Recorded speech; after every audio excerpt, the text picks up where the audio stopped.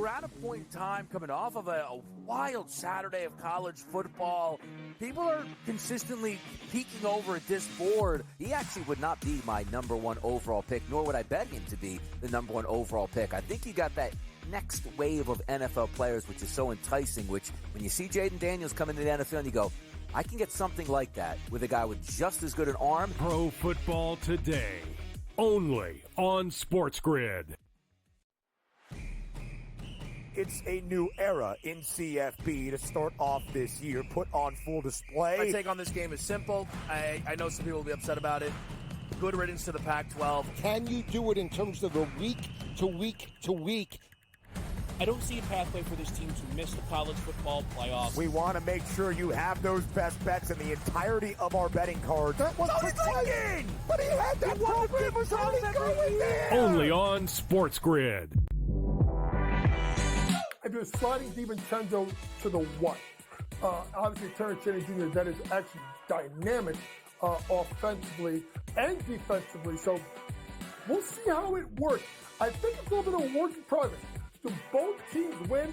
Yes. I don't think at the end of the day Minnesota could have afforded to keep Cat, Rudy, and Ant with that amount of money. Betting above the rim. Only on SportsGrid. I think the Washington Commanders are one of the best bets to win it all, or at the very least win the NFC. Their offensive line, I do want to say one thing. It's very average. The coaching is good. They're getting good coaching from Bobby Johnson, their line coach, here from the Giants. But they've kind of overachieved. Let's call it like it is. Daniels has taken them up. Look, that division's not very good, and they could very well win it over the Eagles and the Cowboys. They're not a Super Bowl team. Newswire. Only on Sports.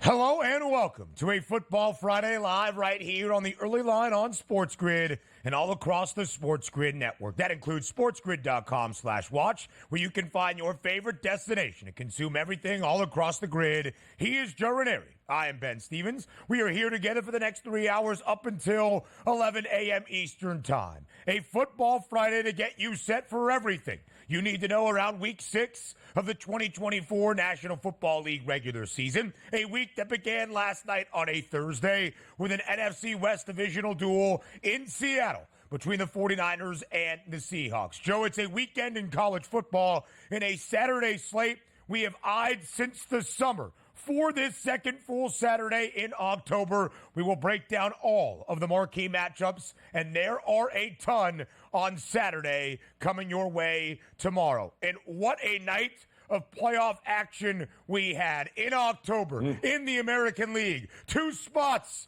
available in the ALCS and at stake last night. One was clinched by the New York Yankees. The other, we needed a decisive Game 5 on Saturday in Cleveland between the Guardians and the Tigers, and an epic and historic comeback in the opening game of the 2024 WNBA Finals. What more could you want here on a Friday on the early line? Absolutely nothing, Ben. This is why we love October, and this is why, buckle up, it's going to be an awful lot of fun this weekend across the board. Yes, it certainly is. So let's dive in for everything that you need to know as we enter the weekend. Week 6 of the 2024 NFL season beginning last night in Seattle. Pacific Northwest, NFC West, divisional duel between the 49ers and the Seahawks. Joe, the handicap for this game for me was rather simple. If San Francisco is truly the NFC favorites, if the 49ers are a clear frontrunner for Super Bowl 59, go into Seattle and knock off the Seahawks and even win comfortably and cover. That's exactly what the 49ers did on a Thursday night, 36-24. The victory for San Fran, easily covering as a 3.5-point road favorite in Seattle. A total of 48.5 does sky over. Second consecutive short week Thursday night football game to go over the total in a large manner. Yeah, and very interesting scheduling of the Seattle Seahawks here during this little stretch of theirs. But the reality is, I think the injuries have caught up with them. There's limits, I think, to what this Seattle team can do. And I think that was exposed last night. Not a great team to back when trailing, but a great team to back the over when trailing, Ben, because they can certainly air it out and put some points on the board. And they did that to easily get the over last night. Easily get the over indeed. Geno Smith, the NFL's leading passer, over 3 Bills again with 312, but a touchdown to 2 interceptions. No turnovers yesterday for Brock Purdy. 3 touchdown tosses, 2 of them in the Cy-Hawk connection to George Kittle. So San Francisco now back to an even 500, and with the win atop the NFC West once again. The Seahawks, after a 3-0 start, some called it fraudulent. Perhaps they were correct. They have dropped 3 in a row. Plenty more around the start of Week 6 in the NFL and the entirety of the Sunday slate here on this Football Friday in just a little bit. But let's go to October. Let's go to playoff baseball. First, we start with the second game inside Kauffman Stadium. Garrett Cole, the ace on the bump for the New York Yankees. The Pinstripes a win away from a berth in the American League Championship Series for the second time in the last 3 years. This is what you expect with the pressure, with the gravity, with the significance of the moment. Garrett Cole needs to deliver, and he does. The Yankees get a win in Kansas City, 3-1 over the Royals. Luke Weaver, at the end of the game, shuts the door on Kansas City for a third time in this set. The Yankees advance to the American League Championship Series with a 3-1 win in Kansas City. Yeah, and what you want from your ace, right? And that's what you got was vintage Garrett Cole there. I mean, 1 run, 6 hits, no walks, 7 innings, took him 87 pitches, Ben, and he hands it off to the bullpen. I mean, just vintage Yankees, vintage Garrett Cole. They didn't need to score 1 billion runs, and you don't have to do that when you can do exactly what that staff did last night, which was limit a very good hitting Kansas City team at home. But they know the job is not done yet. So congrats to the Yankees for advancing. And we still have more baseball, a lot more baseball, in fact, to be decided. That we certainly do. The path to the pennant for the New York Yankees looks favorable, but with an easy path, at least by relative expectation, the weight of expectation is magnified. So who will the Yankees play in the ALCS? That remains to be seen. The Cleveland Guardians rally late yesterday in the Motor City, a 5-4 victory to force a decisive Game 5 tomorrow night back in the land. In a pinch hit spot, the All-Star David Fry delivers a 2-run home run to put the Guardians in front 4-3. He adds on a sac bunt for some insurance in the 9th, and they needed it as the Tigers did play to run against Emmanuel Clase, who looks rather pedestrian in this ALDS set against Detroit. Either way, the Guardians win 5-4 in Detroit, and they force a Game 5 tomorrow back in Cleveland. Yeah, and listen, I mean, if there's going to be one person that's going to be really glad to see the Tigers go away, I think it's Emmanuel Clase here, Ben. He can't seem to get the handle on this lineup. And listen, that's what division rivals are all about, right? And it's right. I think it's great for baseball that the Tigers are relevant again. I think it's great for baseball that the Guardians are there. I think this is all good, but the Guardians knew if they were going to get it to a Game 5, they knew what they were going to have to go through. So if you got over the hump with Class A, you better figure out a way to get over the hump with the next guy pitching here in a Game 5. And that guy's name is the lefty, and the runaway favorite to win the American League Cy Young Award. It's the Tigers' Tarek Skubal. He will start Game 5. Detroit currently listed as a road favorite in Cleveland for tomorrow night. For Game 5 tonight in the NLDS, in the heated Southern California rivalry between the Dodgers and the Padres. Yu Darvish gets the nod for San Diego. That we knew. Yoshinobu Yamamoto, in his first year in Major League Baseball with the Dodgers, gets the nod from Dave Roberts and L.A. tonight at the Ravine. Well, this is going to be tonight. We're going to figure out if all of those checks that have been written between both of these teams are actually worth it, Ben. But Yamamoto better be better than what he was in the first go around here. This is going to be a very interesting Game 5. This might be the best game that we get for the rest of the postseason. This is what we want in these spots in October. How about in October in the WNBA Championship Series beginning last night in Brooklyn? The Minnesota Lynx down by as many as 18 in the opening half, down by 15 with just under 5.5 minutes remaining in the fourth quarter. Enter Courtney Williams, a 4-point play with 5.5 ticks remaining, sends it to overtime. Breanna Stewart had an opportunity to win the game at the line for the Liberty in regulation. She does not, and Nafisa Collier delivers in the final 10 ticks of the extra session. Minnesota steals Game 1 on the road in BK, 95-93, outright as a 6-point underdog. Yeah, that's welcome. Buckle up. Like we said originally, Ben, it's going to be a wild ride in the WNBA Finals for sure. Yes, it is. Minnesota, a 1-0 series lead, an instant classic in WNBA playoff history. College football quarterback news. Quinn Ewers is going to start tomorrow in the Red River rivalry against Oklahoma, who will be without their top wide receiver, Deion Burks. Not good news for a struggling offense. And is it true? Cam Rising is going to play in a college football game? He will tonight against Arizona State. He is back. Plenty more college football handicaps later in the show. More around the NFL next.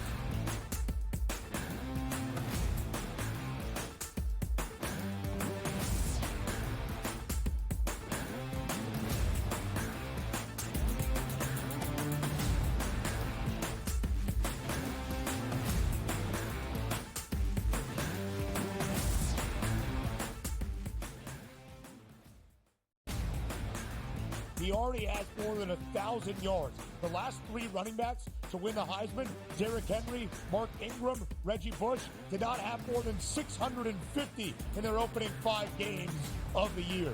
Ashton Genty on pace to strike the pose in December. Statistics matter. Blow every record out of the water, and he will be a Heisman. Disgraceful performance by the head coach, not Gene. The Early Line, only on SportsGrid. Right here with you on Pro Football Today on SportsGrid. Odds in motion. Lines have moved throughout the week. Never felt more comfortable in this set than I do for this year. I am ready. I'm just getting angry. The hot takes are going to be here all long, people. What in the world is going on in Miami, Dom? It's not particularly anything to shy away from just because many people are on top of it. Hot take, hot take. I think this line is asking you once again to take New Orleans. Pro Football Today, only on SportsGrid. I do a sliding DiVincenzo to the what? Obviously, Terrence Jennings Jr., that is actually dynamic offensively and defensively. So we'll see how it works. I think it's a little bit of a work in progress. Do both teams win?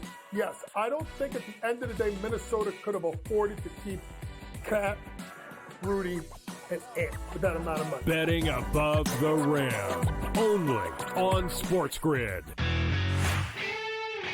I do think they come back, and I think they win this game, but they've got to do it decisively. I think they've got to get that confidence back because they went out there, and like I said earlier, Kentucky almost beat Georgia. Kentucky almost did beat Ole Miss, and I think what you're going to see in this conference, if you don't play well and you're a top 10 team in the SEC, you're going to get knocked out by one of those top 25 teams in the SEC if you're not ready to play. Powered by SportsGrid.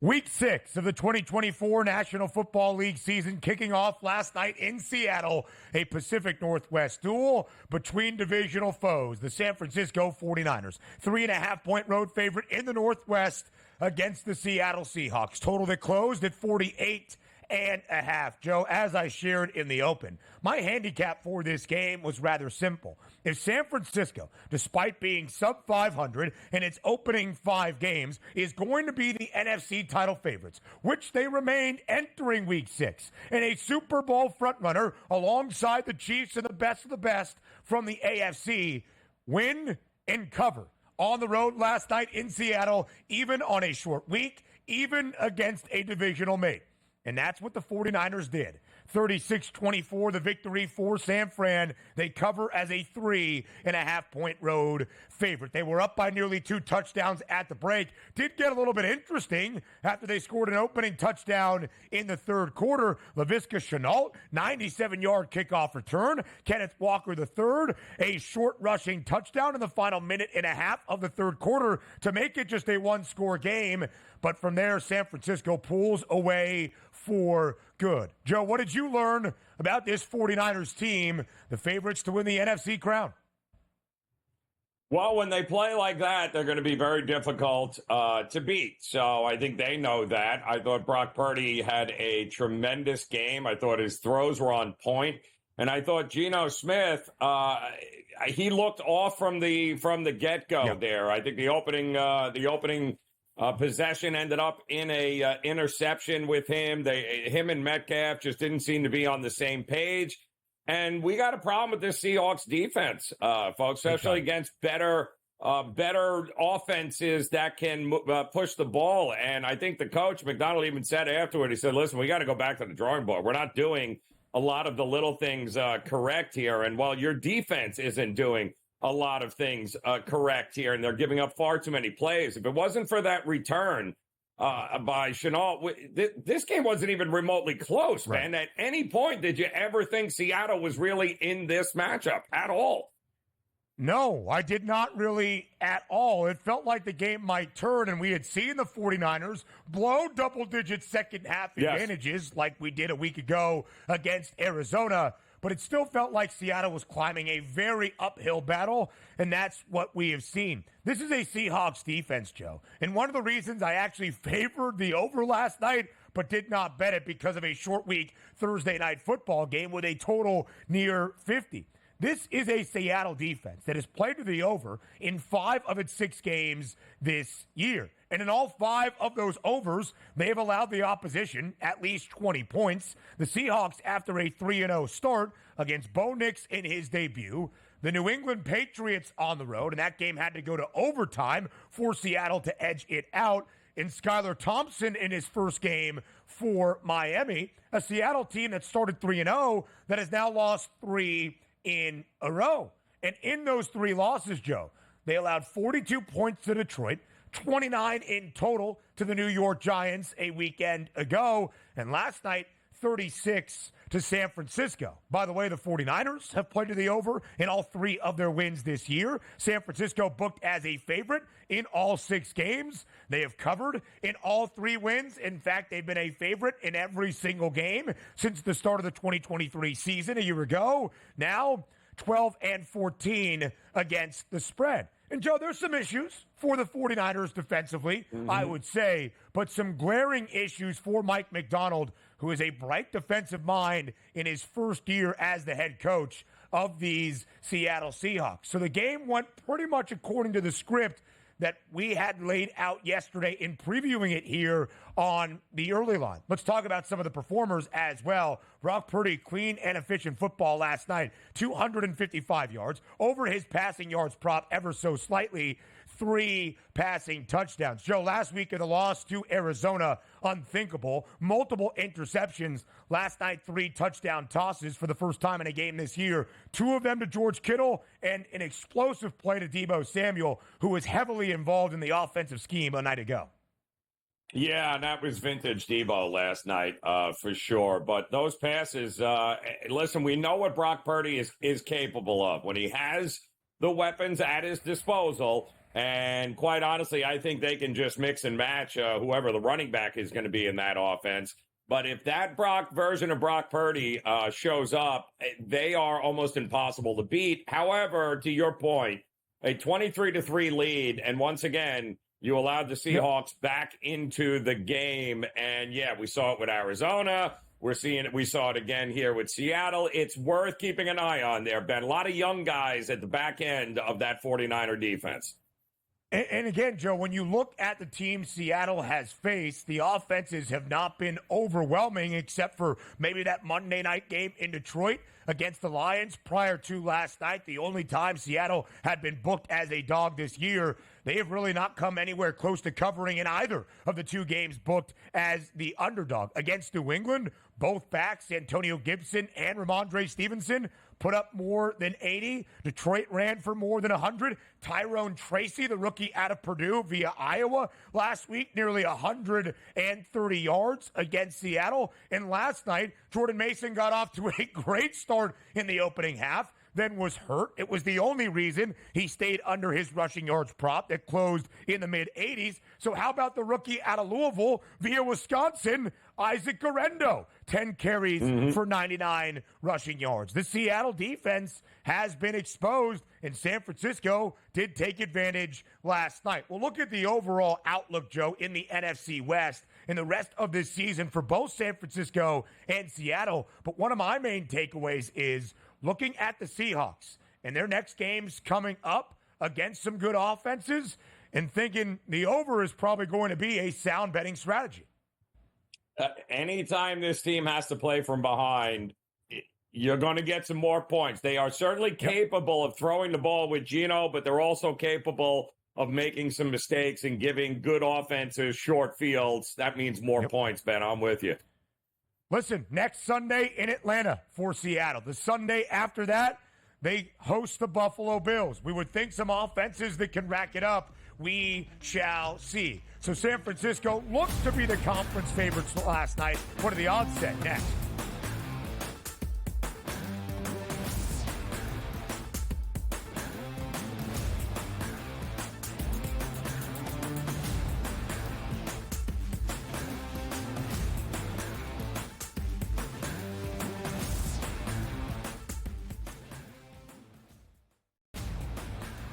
He already has more than 1,000 yards. The last three running backs to win the Heisman, Derrick Henry, Mark Ingram, Reggie Bush, did not have more than 650 in their opening 5 games of the year. Ashton Genty on pace to strike the pose in December. Statistics matter. Blow every record out of the water, and he will be a Heisman. Disgraceful performance by the head coach, not Gene. The Early Line, only on SportsGrid. Right here with you on Pro Football Today on SportsGrid. Odds in motion, trying to see what lines have moved throughout the week. Never felt more comfortable in this set than I do for this year. I am ready. I'm just getting angry. The hot takes are going to be here all long, people. What in the world is going on in Miami, Dom? It's not particularly anything to shy away from just because many people are on top of it. Hot take. I think this line is asking you once again to take the room. Pro Football Today, only on SportsGrid. If you're sliding DiVincenzo, at the end of the day, Minnesota could have afforded to keep Cat, Rudy, and Ant with that amount of money. Betting up. Kentucky almost beat Georgia. Kentucky almost did beat Ole Miss. And I think what you're going to see in this conference, if you don't play well and you're a top 10 team in the SEC, you're going to get knocked out by one of those top 25 teams in the SEC if you're not ready to play. Powered by SportsGrid.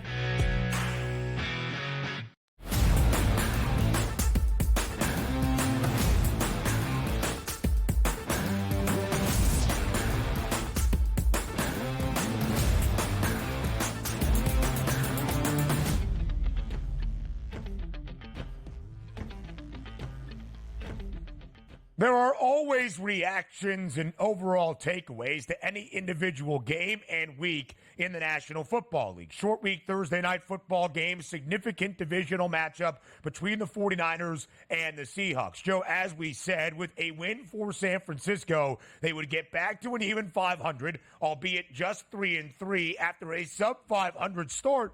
But they would take the top spot back over in the NFC West in favor of Seattle, and that's what has happened. Both teams now at 3-3. San Francisco a win. The Seahawks have dropped 3 in a row after a 3-0 start. So San Francisco a win and a cover last night. Joe, I asked you, how do you feel about the 49ers? They have always had a drastically short price to win the NFC. Before the year, it was nearly half the number of all other 15 organizations in that conference. And even being 2-3 after the opening 5 weeks of this year, San Francisco remained the favorite to win the NFC. That price plus 440 entering week 6 last night, now down by nearly $1 to plus 360. A team that was over a $2 favorite to win the division for a third consecutive year entering 2024 was only minus 110 entering last night. That's now minus 160. So the odds feeling better about the 49ers.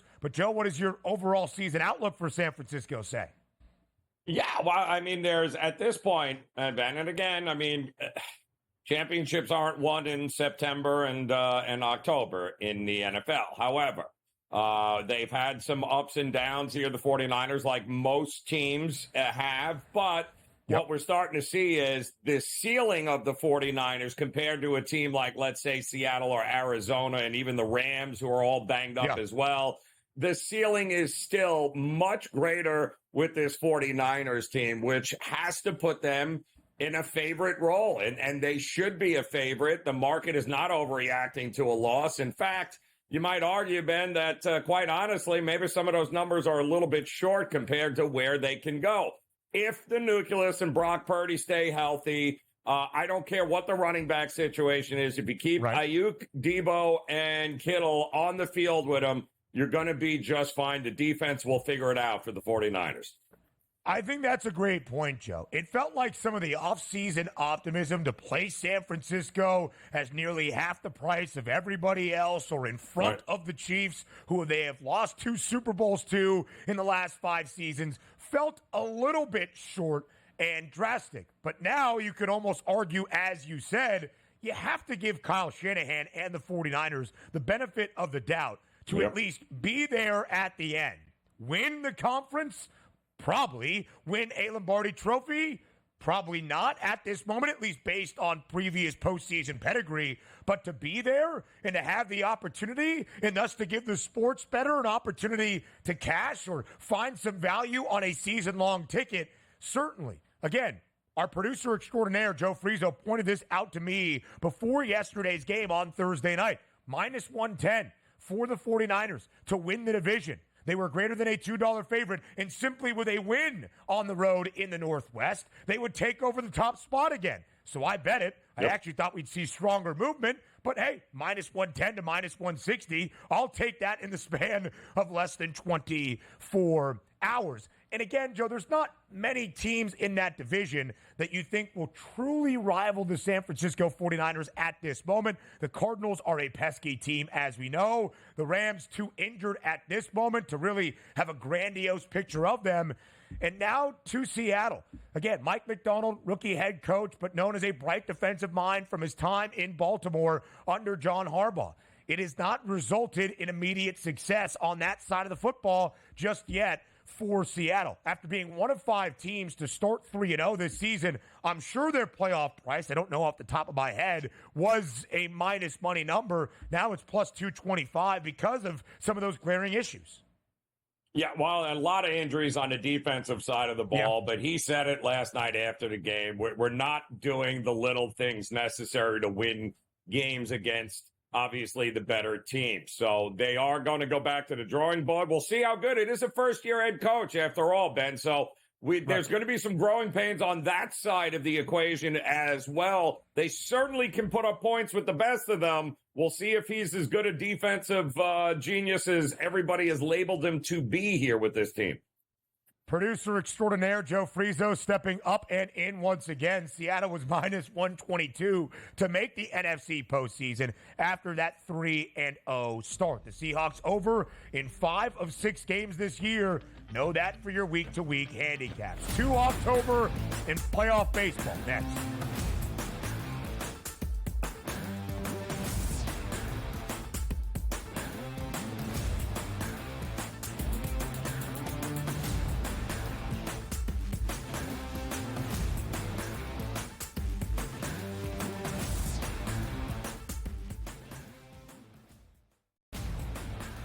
He already has more than 1,000 yards. The last three running backs to win the Heisman, Derrick Henry, Mark Ingram, Reggie Bush, did not have more than 650 in their opening 5 games of the year.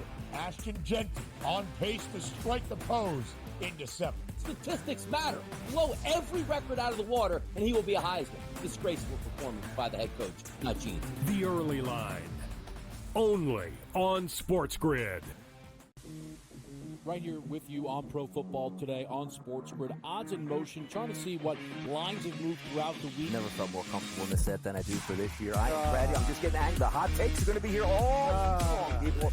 What in the world is going on in Miami, Dom? It's not particularly anything to shy away from just because many people are on top of it. Hot take, hot take. I think this line is asking you once again to take New Orleans. Pro Football Today, only on SportsGrid.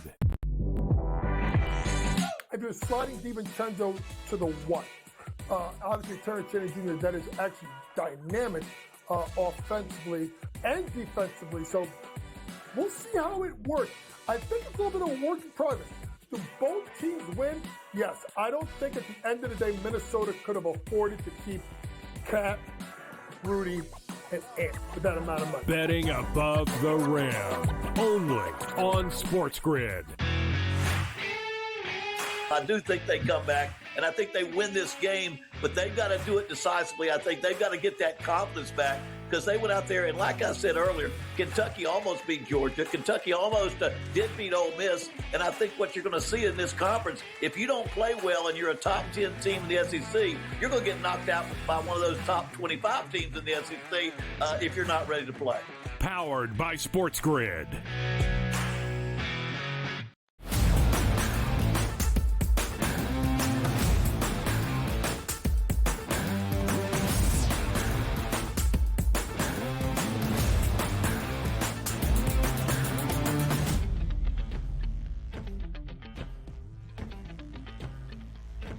Thursday Night Football to kick off week number 6 of the NFL season followed a pretty predictable script. The San Francisco 49ers, the favorites to win the NFC, needing to go on the road, beat a divisional foe, and win comfortably as a 3.5-point road favorite. It's what they did. So when we see the Yankees, and we turn our attention now to MLB playoff action as I make this comparison, you see Garrett Cole get the start for a Yankees team booked as greater than $1.50 favorite with a win necessary to get to the American League Championship Series, and you think to yourself, all right, this is why you have Garrett Cole in pinstripes for a Yankees team that has a favorable path in the AL to at least get to the LCS. This should happen.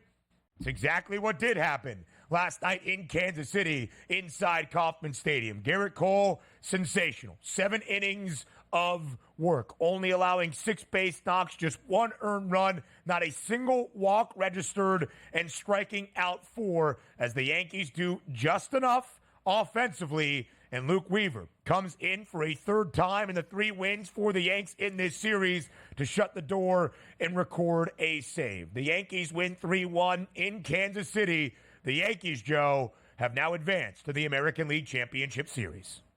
Yeah, and listen, hats off to Kansas City, too. I mean, each game of this series, Ben, was decided by 2 runs or less, right? So, and this has always been my argument that some people aren't very thrilled with the format and the variants that come along with this in these short series, right? 3 games, 5 games, that type of thing along those lines.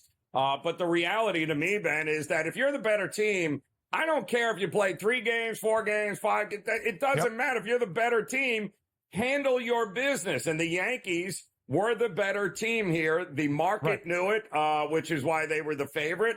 And everyone loves the Cinderella, but the reality is, whether it's 3 games or 5 games, the Yankees, any winning the game by any more than 1 run is just showing off, Ben. Advance and handle your business. If you're the better team, you should win no matter how many games you play. And again, take care of what you need to do, and you have an ace like Garrett Cole in pinstripes to do exactly, and I mean exactly, what he did yesterday. Go deep into a game in a critical spot with a spot in the American League Championship Series at stake and on the line, and he absolutely delivers. 7 innings, but in only 87 pitches, 1 earned run allowed, did not walk a Royals batter and struck out 4. And Joe, Cole was not great in game number 1 of this series. 5 innings of work, 4 runs scored against him, 3 of them earned. Did allow a home run to MJ Melendez midway through that game as well. But in the spot where he was needed to be great, he absolutely was. Aaron Judge, his second base knock of the set, just 2 for 13, but did record at least a single walk in every game. Got 2 walks and free passes last night, but did have a double and converted it into a run. Giancarlo Stanton, one of the offensive bright spots for the Bombers in this series, an RBI last night. 4 RBIs in total. And Joe, there was some issues for the Yankees this year in the back end of that bullpen. They have found the answer here in October with Luke Weaver. In all 3 wins for the Yankees in this ALDS set against Kansas City, who has come in to record the save and hold on to a victory? It's been Luke Weaver, and it's a picture-perfect recipe for the Pinstripes now as they await either Cleveland or Detroit in the LCS. Yeah, it's the bullpen may be the most interesting part of this equation and this team here, Ben, given the fact that I'm still holding my breath every time Clay Holmes comes in, but what a breath of fresh air. Did you have Luke Weaver as the closer in the postseason for the Yankees? I certainly did not have that on the bingo card, but you know what? If it ain't broke, don't fix it, Yankees, and they still have plenty enough arms to be able to make a run at this, a legit run at this, especially given the fact of who's left in this postseason and who they might face down the road. So I think they set up and are certainly worthy of that minus 230 price the market is giving them. Yeah, absolutely so. They are going to be a hefty favorite either against Cleveland or Detroit. And, of course, the Yanks will have home field advantage now in the extended best-of-7 series. Joe, we'll talk about the Yankees in just a moment in terms of their overall outlook because, of course, the pressure and the impetus is on the Pinstripes, not to just get to the LCS, but to get back to a World Series and claim an American League pennant for the first time since 2009. We'll talk about how the pressure ramps up on Garrett Cole, on Aaron Judge, on Juan Soto, on Giancarlo Stanton in just a moment. But this is a Royals team that overperformed on expectation this year. Thought of to be a pretty solid team in the American League Central, maybe would flirt with 500 and was maybe a year away from being a true postseason contender. Well, you've got an absolute stud in Bobby Witt Jr., who was not great in this second round against New York, but you've got a really young core with a couple of talented young arms on the bump who can deliver. Kansas City and Matt Quatraro, they should be very excited about the future for this Royals club into 2025 and beyond. Yeah, listen, and their bullpen was absolutely lights out at the end of the year into the postseason. Plenty of good arms. They have a quality pitching coach that they brought in that really kind of resurrected this organization, this team, and those arms. And they'll have enough bats. They'll be certainly from this point forward. Nobody's going to be looking forward to playing the Kansas City Royals anytime soon here, Ben. I think we could say the same for Detroit. They got to learn how to win as a young team like this in the postseason, and I think the future's looking bright for the Royals for sure.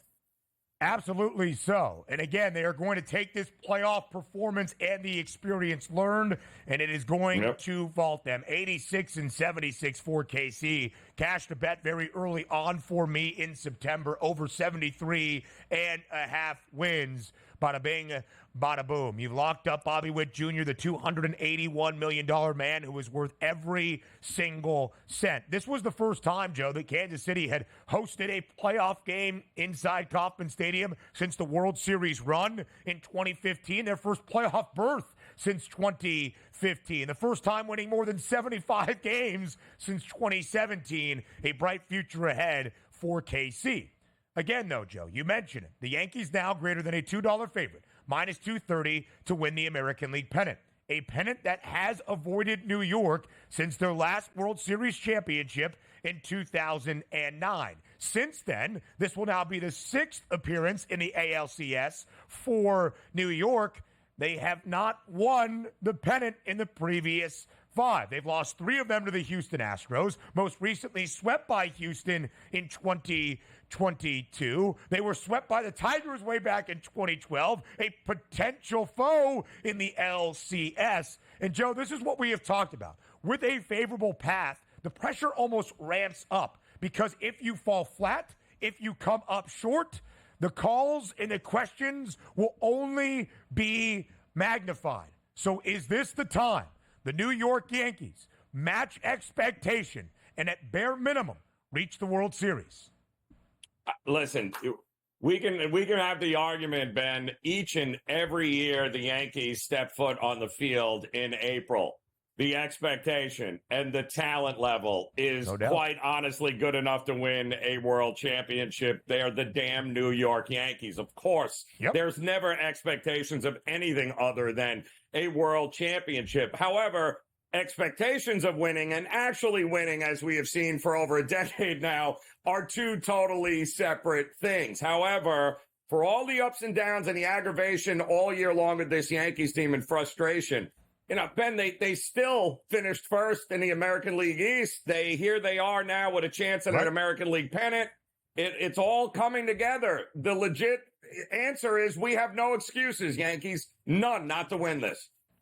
Yep, that is the story for New York. By the way, plus 260. It's the shortest price for a Subway Series in October and November. More around playoff baseball next.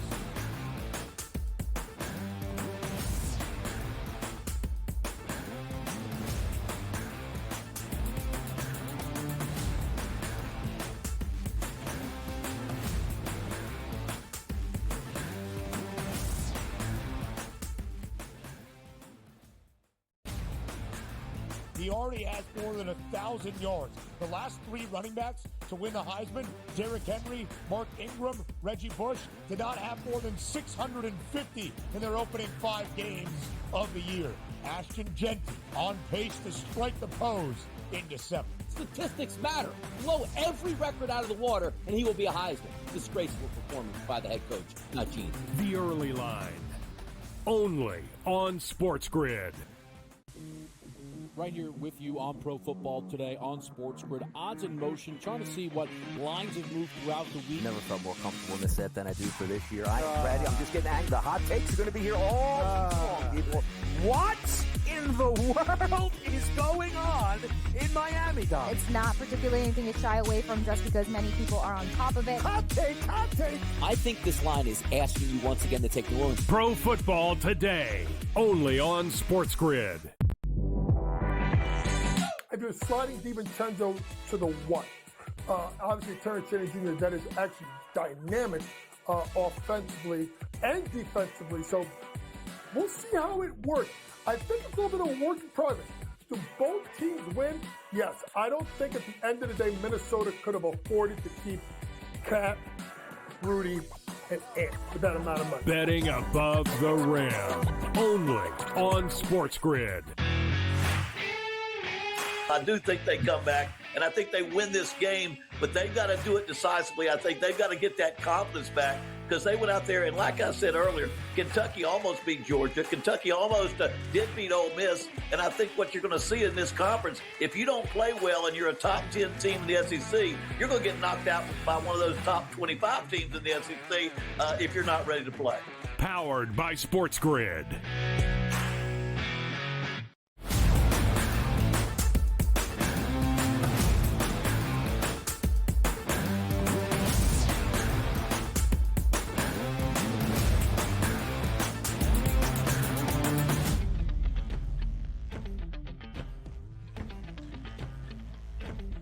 Two tickets have been punched in the LCS around MLB, and both teams play in New York. The Mets the first from Queens, the Yankees last night on the road in KC, but of course hailing from the Bronx. As I said poorly before the break, plus 260 is the shortest price in the name the finalist category to pick the two teams facing off in a World Series potential matchup. It's a Subway Series between the Mets and the Yankees, but a lot still outstanding as we do have 2 spots still left in their respective LCSs. that is the case in the American League, as the Tigers had the opportunity and a late lead yesterday at home, somehow, some way, once again in the Motor City. But David Fry, the all-star for Cleveland, who did not start yesterday for the Guardians, comes up big in the final 3 innings in a pinch hit spot in the 7th.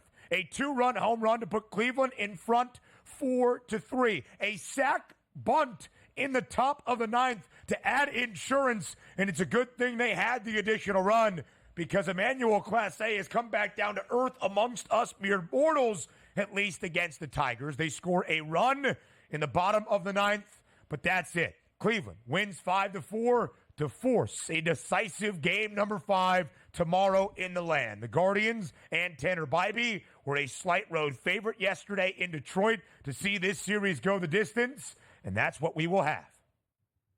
Yeah, and listen, that should not surprise anybody, this Guardians team, Ben. It feels like they have done this. They have been that resilient all year long. This is unsung heroes, guys coming up in big spots, getting it done. No real big superstar on the Guardians, right? No, they don't have a Judge. They don't have a Bobby Witt Jr. They don't have a School. They don't. Their best guy was out in April in Bieber. That was the most well-known guy they had on the roster. And then you get guys like Fry coming up here and absolutely delivering. They've been doing that all year. The problem is they've also taken on a team that believes they can win, Ben, and that's what Detroit does. They, too, have had a stretch here now where if you don't step on their throats, they will come back and beat you, and they have done it time and time again just to get into the postseason. So this is going to be a battle, and the big question is, can the Guardians get over their ace? Can they beat the Cy Young, in all likelihood, Cy Young winner in Skubal? Does pitching beat hitting? That's the old adage, and that is going to come to fruition tomorrow for sure. In the National League, it seems as though pitching was not nearly equal to hitting, as the Mets did not have the pitching edge. We'll see about the Padres and the Dodgers when all is said and done tonight in downtown L.A. But in this series so far, yeah, pitching has been the difference between Detroit and Cleveland. Tarek Skubal, sensational in Game 1 and in Game 2, and we knew that he would be out here for Game number 5 if it needed to reach that destination back in the land, and it will tomorrow. But, Joe, when you think about this Guardians roster, Jose Ramirez in RBI last night. That's good for J-Ram, who, again, is one of the best players on this Cleveland team. But it's been the acquisition of Lane Thomas, who was traded for ahead of the deadline from the Nationals, that has been responsible for a ton of runs. Got the scoring started last night, an RBI in the top of the first. Joe, this Cleveland team had not scored since the 6th inning of Game number 1. They were blanked in Games 2 and 3. In 5 of the 7 runs in the opening game of this ALDS were scored before a single out was recorded in the home half of the first way back on Saturday. So a week later, we will get a 5th game to the American League Division Series with a spot in the American League Championship Series against the New York Yankees on the line. And, Joe, you have mentioned it, but here are the odds to back it up. Of course, A.J. Hinch is going to throw out Tarek Skubal as the starter for the Tigers. It's a minus 124 line in favor of Detroit. It is an over-under of 6. We see the Tigers booked as the favorites, and who could fault the odds makers with Skubal on the bump for Detroit.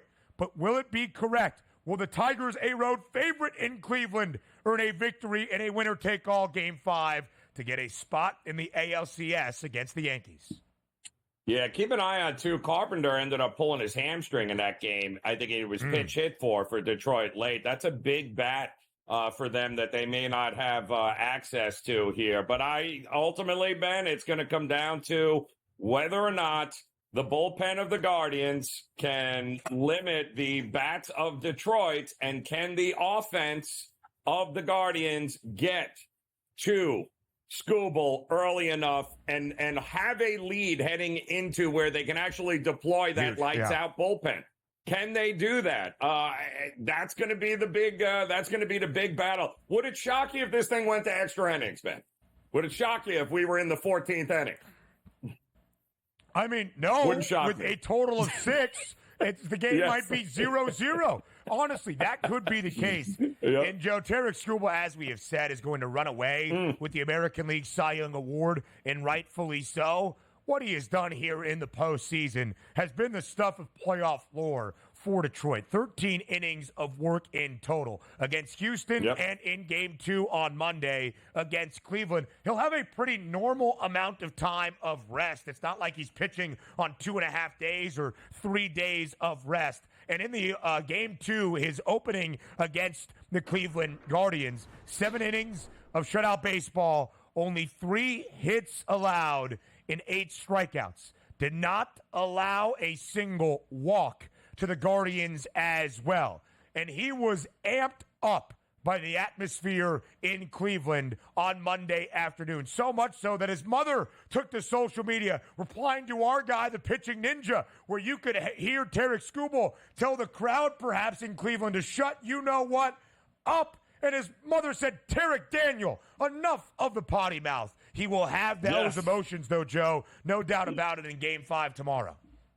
Yeah, you will. And remember, Ben, how, a couple of months ago, we were all trying to figure out where was Skubal going to be traded to. Remember those? That was good times. That was good times, Detroit. Yeah. The pitcher that the Tigers did trade, Jack Flaherty, oh boy. How a second arm might have changed this for Detroit, albeit pitching chaos has worked. Game 5 tonight in L.A. Next.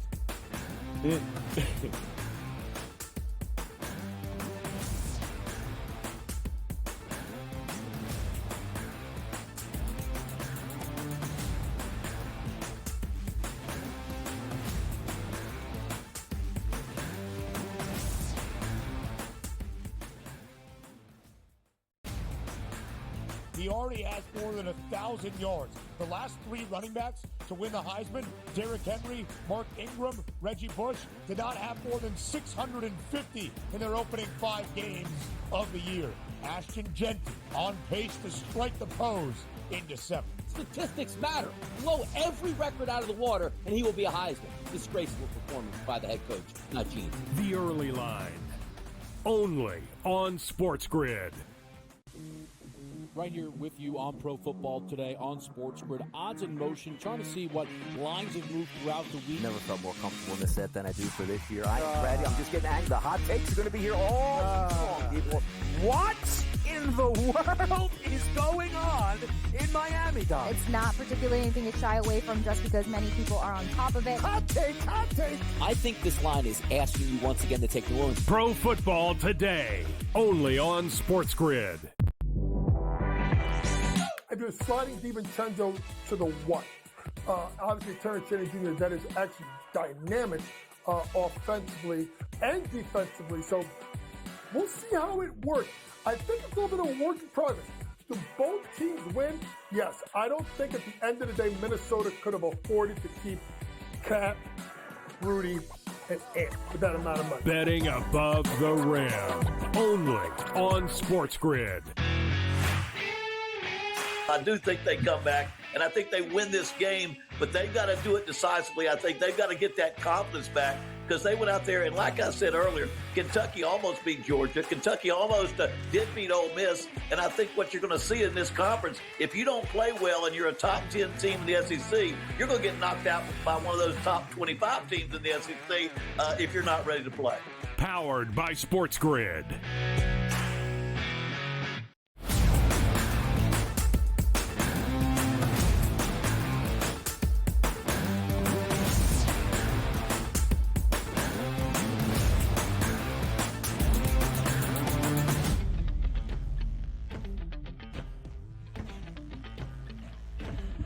Live right here on the Early Line on this Friday on SportsGrid, a football Friday, and I promise in hour 2 we begin our breakdown and preview of every single matchup on the Sunday slate around the NFL.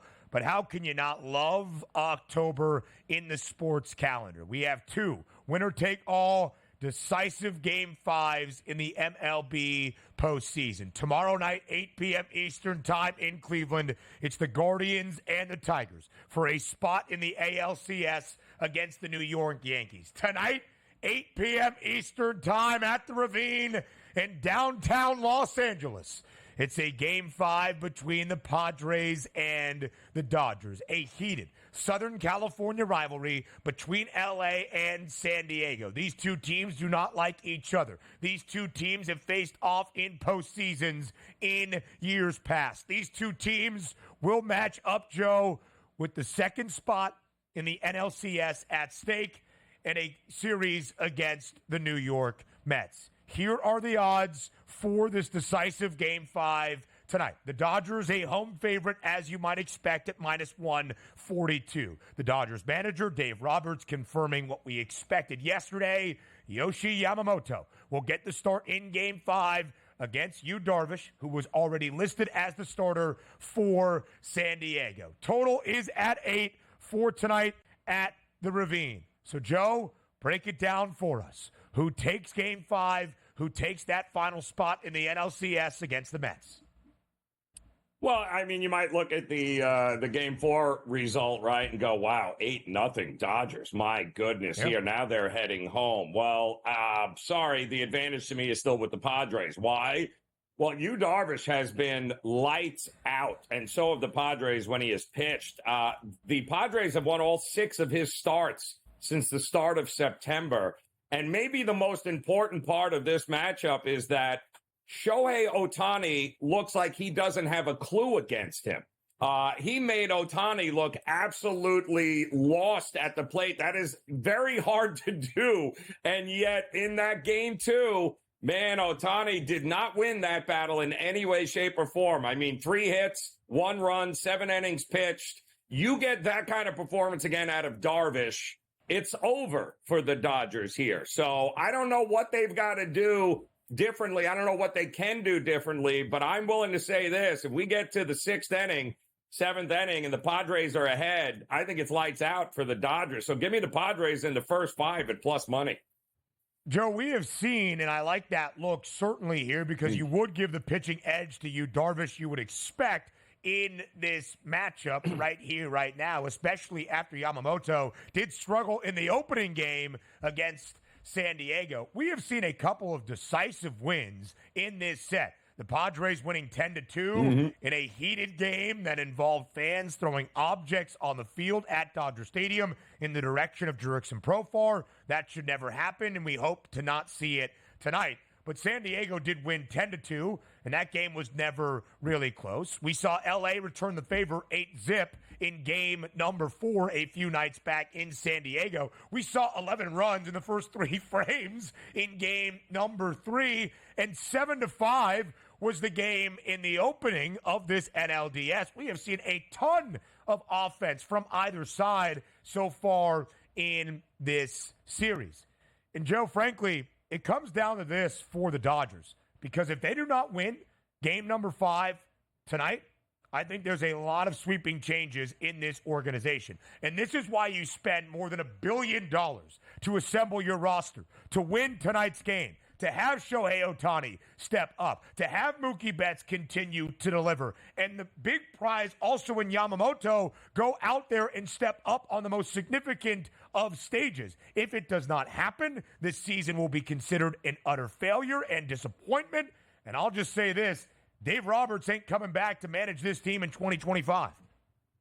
Yeah, I think that goes without saying here, Ben. You can't spend this kind of money and have this kind of star power and be an inability to play for a National League pennant is inexcusable. And I think that's exactly where that's what's up at the plate here tonight for the Dodgers is a whole lot of change if they don't advance. Yu Darvish in game 2 got the start for San Diego. 7 innings of work, only allowing a single earned run and just 3 base knocks. Yoshi Yamamoto got the start in game number 1 for the Dodgers, allowed 5 earned runs against this potent Padres offense. Hour number 2 on the other side of the break. We preview the entirety of the Sunday slate next.